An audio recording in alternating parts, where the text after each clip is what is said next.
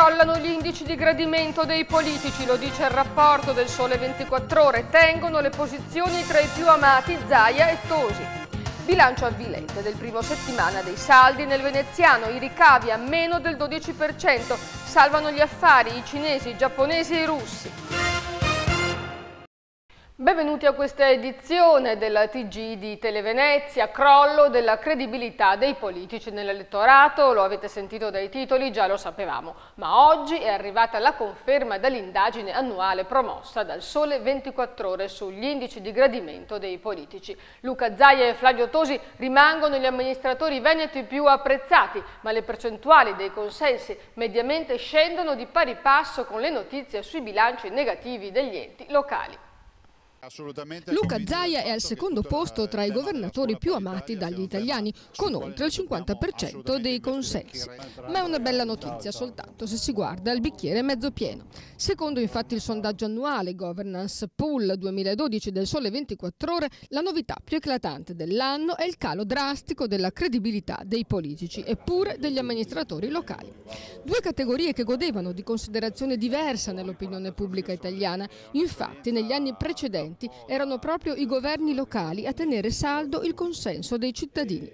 Ora non più, sono soltanto 8 i presidenti delle giunte regionali ad aver superato la soglia del 50% del gradimento. È andato un po' meglio ai sindaci. Il più amato è il primo cittadino di Salerno con il 72% dei consensi e al quarto posto c'è Flavio Tosi, sindaco di Verona.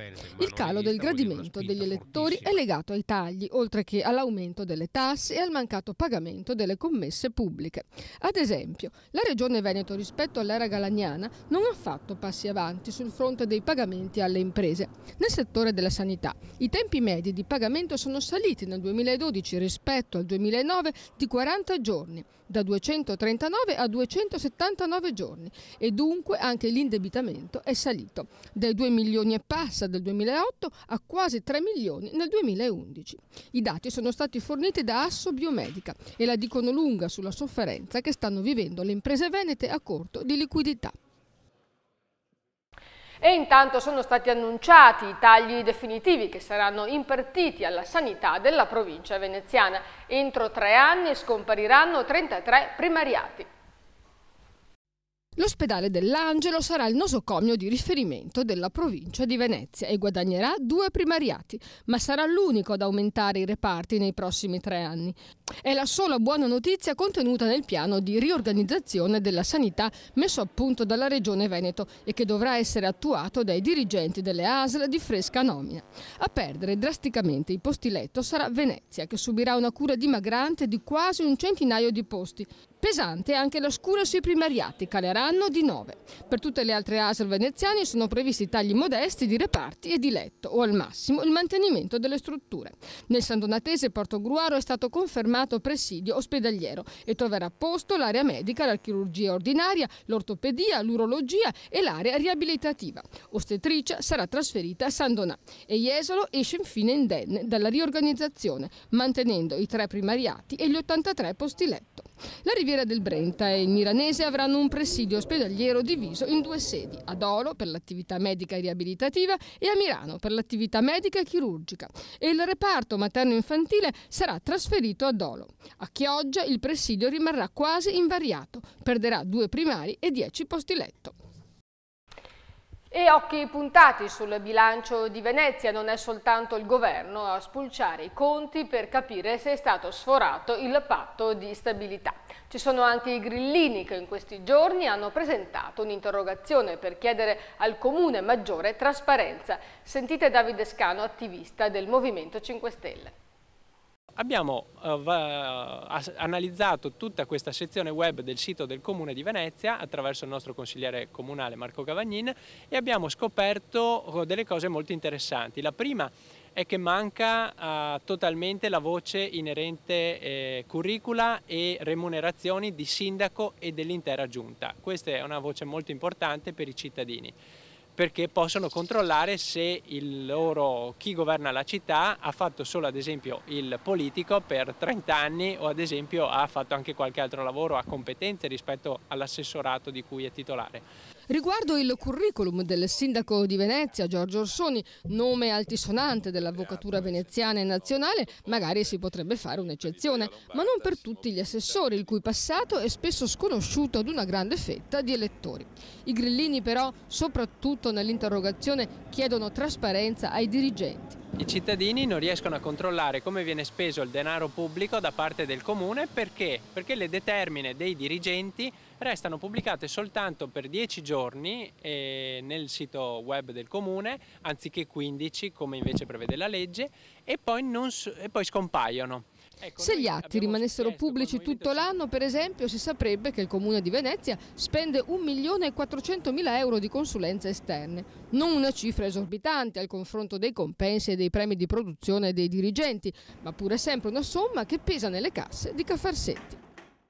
E quello appena trascorso è il primo fine settimana di saldi e il bilancio della Confcommercio veneziana non è dei più esaltanti. Giannino Gabriel, presidente provinciale di Venezia della Federazione Moda Italia dell'associazione, ha presentato i dati e ha detto che sono peggiori delle previsioni già piuttosto fosche. Le vendite sono diminuite del 10% rispetto al 2012 ed è andata ancora peggio nelle zone di confine, perché, ha spiegato Gabriel, le altre regioni hanno potuto effettuare le promozioni anche a ridosso dei saldi, cosa che invece è proibita nel Veneto. Nel centro storico veneziano invece i turisti cinesi, giapponesi e russi hanno colmato il gap creato dalla contrazione delle vendite tra i residenti. In media chi ha approfittato dei saldi ha speso 100 euro e ha puntato su capispalla, giacconi, piumini e pantaloni, ossia i capi più duraturi, non cedendo sull'abbigliamento sfizioso e dunque passeggero e modaiolo. I commercianti comunque si riservano un giudizio più completo nelle prossime settimane. E intanto per le aziende la pausa natalizia è ormai soltanto un ricordo. Dietro l'angolo c'è la burocrazia più bieca, più cieca. Incombono ben 15 scadenze entro il mese di gennaio, scadenze di tipo fiscale. Sentiamo. È un brusco ritorno alla normalità dopo la pausa delle festività natalizie, quello che stanno vivendo le piccole e medie imprese venete. Hanno ben 15 scadenze fiscali da rispettare nel solo mese di gennaio. Si è occupata di redigere il desolante elenco la CGIA di Mestre, che punta il dito contro la burocrazia. Giuseppe Bortolussi, segretario della CGIA, la definisce una tassa occulta e rincara la dose, aggiungendo che non c'è da meravigliarsi se gli investitori stranieri non vengono qui da noi e perché gli imprenditori italiani fuggono o sono in procinto di andarsene. La via crucis delle imprese inizierà con il 7.30. C'è l'obbligo della comunicazione del sostituto d'imposta della sua disponibilità a prestare l'assistenza fiscale ai propri sostituti. Poi dovranno essere versate le ritenute IRPEF e i contributi previdenziali dei dipendenti e collaboratori. Ci sono inoltre 5 comunicazioni obbligatorie all'Agenzia delle Entrate, all'Anagrafe Tributaria e all'INPS. E poi le odiate imposte e tasse riguardanti la pubblicità, la TOSAP, il canone televisivo e la tassa automobilistica. Se qualcuno poi alla fine del mese tirerà un sospiro di sollievo pensando che il peggio è passato, non si illuda. Alle 15 scadenze di gennaio poi ne seguiranno in febbraio altre 16. A tutto ciò si aggiungono i rincari, primo fra tutti i pedaggi autostradali che tanto pesano sui trasporti di cui poche aziende possono fare a meno. Le autovie venete dal 1 gennaio infatti hanno lievitato le tariffe sulla Venezia-Trieste del 12,63%. Servirà per pagare la terza corsia. Dovremmo anche noi chiedere rifugio a Putin come Gérard Depardieu? E ora la cronaca nera, sono scattati gli arresti domiciliari per 2 esponenti del centro sociale Pedro di Padova. Devono rispondere dell'esplosione di una bomba carta durante la manifestazione di protesta del 15 novembre scorso. E proprio stamane, durante la perquisizione dell'abitazione di uno dei 2 indagati, è stato trovato un barattolo di nitrato di potassio, una sostanza chimica comunemente usata per la fabbricazione di ordigni esplosivi. Ad altri 2 componenti del centro sociale sono stati notificati 2 obblighi di firma. Il gruppo, secondo la ricostruzione effettuata dalla Digos di Padova, si è staccato dalla una sessantina di giovani che formava il corteo organizzato dalla CGIL per occupare i binari dei treni. Sono stati fermati da un cordone di agenti del reparto mobile, ne è nato uno scontro durante il quale sono rimasti contusi 3 poliziotti e uno in particolare è stato ferito ad una gamba proprio dalla bomba carta. E ancora un'altra notizia di cronaca nera, quelle che vedete sono le foto di 2 malviventi catturati dai carabinieri di Campo Nogara che da settimane saccheggiavano le auto in sosta nella riviera del Brenta. Si chiamano Omar Stepik di 24 anni e Marianna Urovic di 26 anni, residenti a Piove di Sacco. I 2 agivano non soltanto nella provincia veneziana, ma anche nelle zone industriali di Padova e Vicenza e poi anche a Ravenna. Proprio a Marina di Ravenna i 2 sono stati scoperti dai militari di Campo Nogara mentre rubavano borse con denaro contante lasciate nelle auto. E poi sono stati anche seguiti dai militari nella loro abitazione dove è stata trovata la refurtiva di svariati colpi, tra cui gioielli, orologi e Rolex. E ora una piccola pausa pubblicitaria.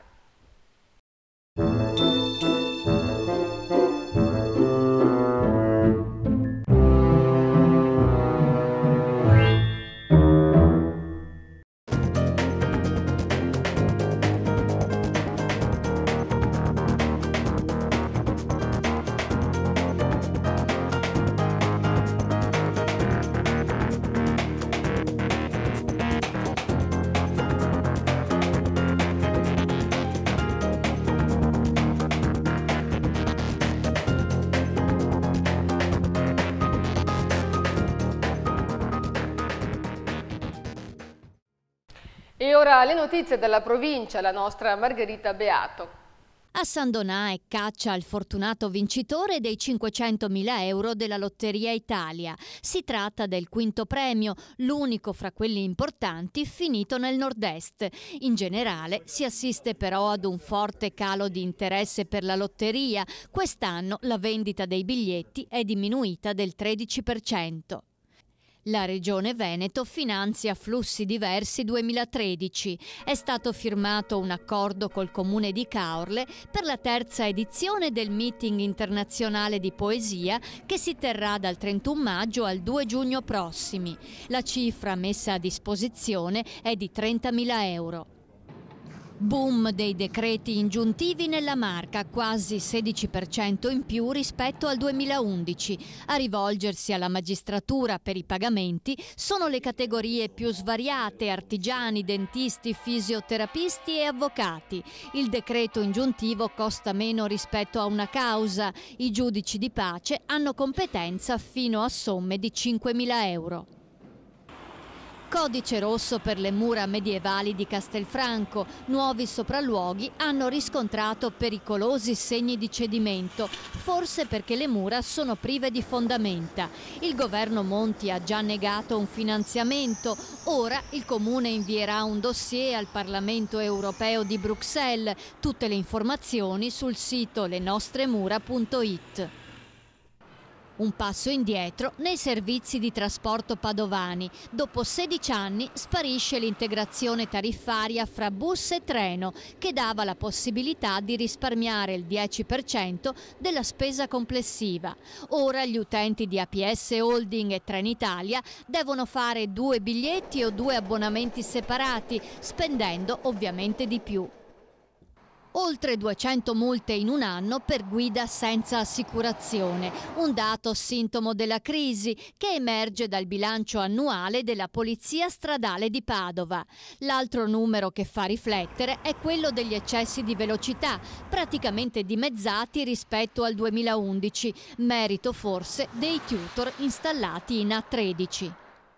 E ora parliamo del tempo atmosferico. Le modeste precipitazioni di dicembre chiudono un anno complessivamente nella media, ma con notevoli oscillazioni tra mese e mese. In particolare i mesi di gennaio, marzo, giugno, agosto e dicembre sono stati mesi in cui è stata molto forte la siccità. secondo i dati che sono stati resi noti oggi attraverso una nota, un comunicato dall'ARPAV, mesi appunto con molta siccità rispetto al ventennio precedente 1992-2011. In particolare i mesi di gennaio e marzo sono stati caratterizzati da un calo della piovosità del 73 e dell'83%.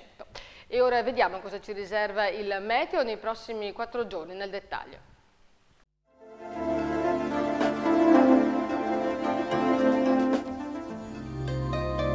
Tempo variabile con annuvolamenti e ristagno di nebbia in pianura. Nel fine settimana peggiora. Martedì 8 gennaio, nuvoloso per la presenza di nubi basse e foschie, nebbie localmente persistenti, valori in aumento, mare da poco mosso a quasi calmo. Mercoledì 9 gennaio, nuvoloso con nebbia in sollevamento, minime in salita, massime stazionarie, comprese fra 6 e 8 gradi, mare da quasi calmo a poco mosso.